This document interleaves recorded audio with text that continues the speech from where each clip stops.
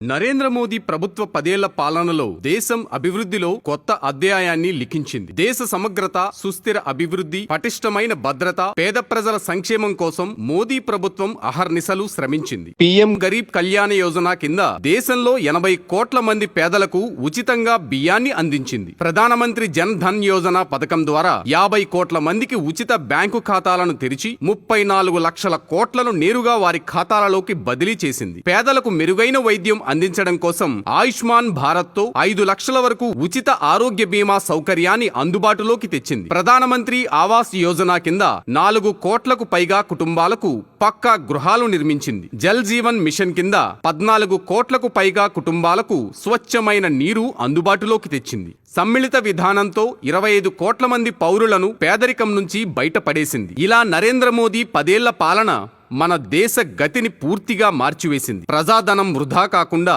పెట్టిన ప్రతి పథకం అట్టడుగు స్థాయి పౌరుని వరకు చేర్చింది.